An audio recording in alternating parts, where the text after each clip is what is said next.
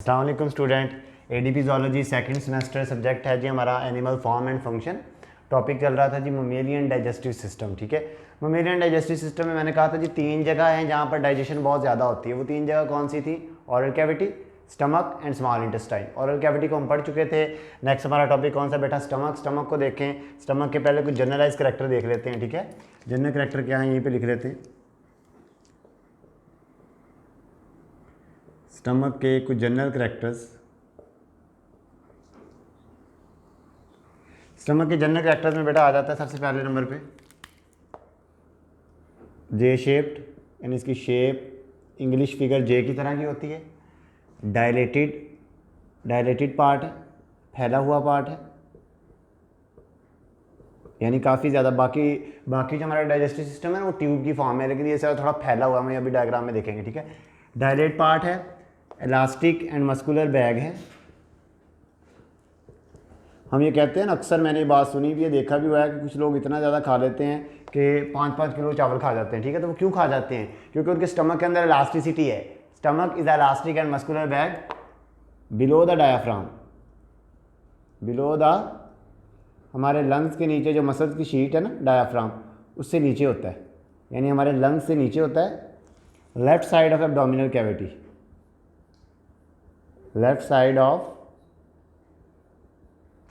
Abdominal cavity, हमारी पेट की cavity के लेफ्ट साइड पे होता है। ठीक है, जे शेप, इंग्लिश फिगर जे की तरह का होता है।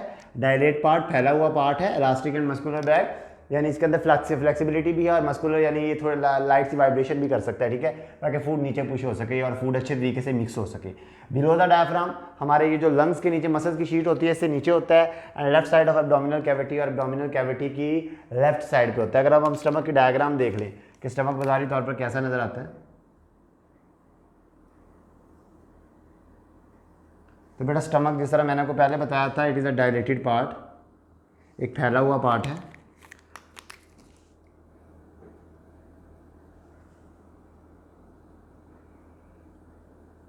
बाकी डाइजेस्टिव सिस्टम के मुकाबले में ये क्या देख रहे हैं आप, काफ़ी फैला हुआ है, वाइडर है। ठीक है, फैला हुआ पार्ट है। अगर हम इसके अंदर ज़रा स्ट्रक्चर्स देखें, मैंने इसको ज़रा ब्लैक से ड्रा कर देता हूँ क्योंकि आप लोगों को आई थिंक ये ग्रीन कलर में थोड़ा सा प्रॉब्लम होगा देखने में।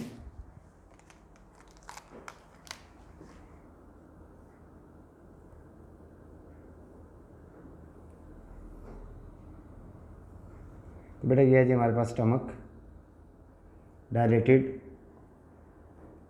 फैला हुआ पार्ट है। अगर हम इसको लेबल करें ज़रा स्टमक को कि इसमें कौन कौन से पॉइंट आते हैं, तो ऊपर वाला हिस्सा जो हार्ट के करीब होता है उसे कहते हैं कार्डिक स्टमक। क्या कहते हैं? Cardiac stomach. नीचे वाला हिस्सा कहलाता है पाइलोरिक स्टमक। क्या कहलाता है? Pyloric stomach. ऊपर वाला हिस्सा हार्ट के करीब है और इसे क्या कहते हैं बेटा? Cardiac stomach. नीचे वाला हिस्सा हार्ट से दूर है और इसे क्या कहते हैं जी? Pyloric stomach. दरमियान वाला जो हिस्सा होता है इसे कहते हैं बॉडी ऑफ स्टमक। क्या कहते हैं? Body of stomach. ऊपर वाले हिस्से पर मसल्स का जो लॉक लगा हुआ है बेटा उसे कहते हैं जी कार्डिक स्फिंक्टर, और नीचे वाले हिस्से पर जो मसल्स का लॉक लगा हुआ है उसे कहते हैं पाइलोरिक स्फिंक्टर। तो ये जी हमारे पास स्टमक की जनरलाइज स्ट्रक्चर, कार्डिक स्टमक ऊपर वाला, नीचे वाला पाइलोरिक स्टमक, दरमियान वाला बॉडी ऑफ स्टमक। ऊपर वाले हिस्से पर मसल का जो लॉक लगा हुआ है दैट इज कार्डिक स्फिंक्टर। नीचे वाले हिस्से पर जो लॉक लगा हुआ है उसे क्या कहते हैं बेटा? Pyloric sphincter. ठीक है बेटा, अब हमने देखनी है जी वॉल्स ऑफ स्टमक। किस चीज़ को देखना है जी? वॉल्स ऑफ स्टमक, कि स्टमक्स की दीवारें कैसी होती हैं। ठीक है, स्टमक की दीवारें कैसी होती है, तो कहता है स्टमक के अंदर बेटा बेसिकली 3 लेयर्स हैं स्टमक के अंदर। कौन कौन सी लेयर्स हैं? अगर हम स्टमक की लेयर्स को देखें तो एक आउटर लेयर है, एक मिडल लेयर है, और एक इनर लेयर है। ठीक है, आउटर, मिडल और इनर। स्टमक की दीवारें 3 लेयर से बनी होती हैं। आउटर लेयर के बारे में कहता है जी आउटर लेयर बनी होती है किस चीज़ से? कनेक्टिव टिश्यू से। मिडल लेयर बनी होती है जी स्मूथ टिश्यू से, और इनर लेयर आखिरी द मोस्ट इंपॉर्टेंट लेयर वो बनी हुई है जी म्यूकस से, और इसे कहते हैं म्यूकोजा। क्या कहते हैं बेटा उसे? म्यूकोजा, म्यूकोजा, ठीक है। कहता है म्यूकोजा लेयर के अंदर, म्यूकोजा लेयर के अंदर क्या पाए जाते हैं, मैं ज़रा नीचे लिखता हूँ, आगे स्पेस कम हो जाएगी। म्यूकोजा लेयर के अंदर पाए जाते हैं जी ग्लैंड्स। इन ग्लैंड्स को क्या कहते हैं? इन ग्लैंड्स को बेटा कहते हैं गैस्ट्रिक ग्लैंड्स। क्या कहते हैं? Gastric gland. बेटा गैस्ट्रिक ग्लैंड में 3 किस्म के सेल्स होते हैं। गैस्ट्रिक ग्लैंड में 3 किस्म के सेल होते हैं जो अलग अलग चीज़ें रिलीज करते हैं। सबसे पहले नंबर पर आ जाता है जी पैराइटल और जाइंटिक सेल। सबसे पहले नंबर पर आ जाता है पैराइटल और जाइंटिक सेल। दूसरे नंबर पर आ जाता है हमारे पास बेटा जाइमोजिन सेल, और तीसरे नंबर पर आ जाता है म्यूकस सेल। ये जो पैराइटल या जाइंटिक सेल है ये क्या रिलीज करते हैं? दे रिलीज हाइड्रोक्लोरिक एसिड, और हाइड्रोक्लोरिक एसिड 3 काम करता है। 3 काम कौन से करता है बेटा? एक तो काम करता है जी kill the micro organism, bacteria वगैरह को, कोई भी बैक्टीरिया जो फूड के साथ शामिल हो जाता है उसे मार देता है। सॉफ्टन द फूड, फूड को सॉफ्ट कर देता है। और स्टमक की पीएच को एसिडिक कर देता है। कितनी? 2 से 3, 2 से 3। तो HCl बेटा 3 काम करता है, किल the micro organism, soften the food, और स्टमक की पीएच को कितना कर देता है? 2 से 3। जबकि ये जो जाइमोजिन है ये क्या रिलीज़ करता है जी? ये रिलीज़ करता है एक इनएक्टिव एंजाइम पेप्सिनोजिन, और पेप्सिनोजिन को जैसे ही बेटा पेप्सिनोजिन को पीएच मिलती है 2 से 3 की, तो पेप्सिनोजिन एक्टिव हो जाता है किसके अंदर? पेप्सिन के अंदर। और पेप्सिन क्या करवाता है? पेप्सिन करवाता है बेटा break down of protein, break down of protein, protein की ब्रेक डाउन, ठीक है। और म्यूकस जो है, म्यूकस सेल्स क्या रिलीज करते हैं? नेम इंडिकेट करता है, ये म्यूकस ही रिलीज करते हैं। म्यूकस सेल क्या रिलीज करते हैं? म्यूकस। और म्यूकस का काम क्या होता है जी? कहते हैं म्यूकस का काम होता है प्रोटेक्ट द स्टमक वॉल्स।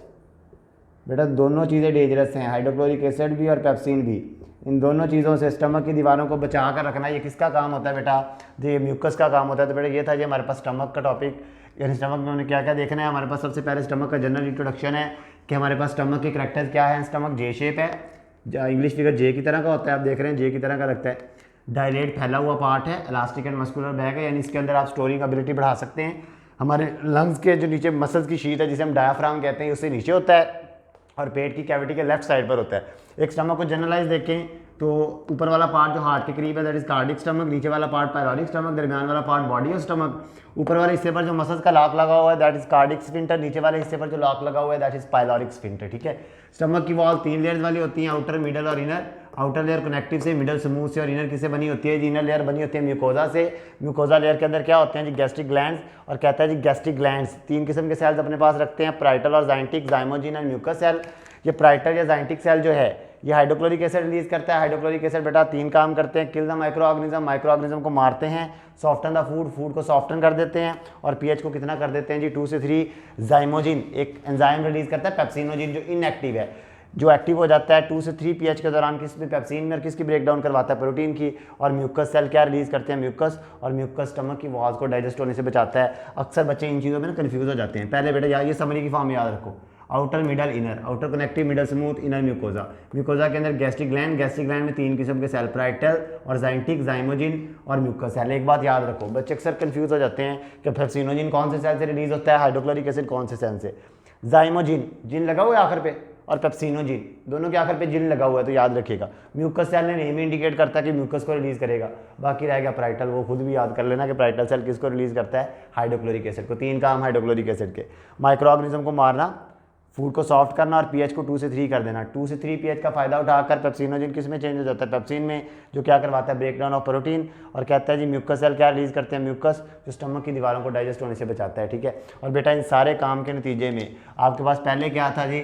आपके पास पहले था बोलस, लेकिन इन सारे कामों के नतीजों में जो भी स्टमक के अंदर डाइजेशन का प्रोसेस हुआ है उसके नतीजे में बोलस किस में कन्वर्ट हो गया है जी, एक सूप लाइक मटेरियल के अंदर। जिस तरह सूप नहीं होता, शोरबा होता है, एक सूप लाइक मटेरियल में कन्वर्ट हो गया। उस सूप लाइक मटेरियल को क्या कहते हैं जी, काइम।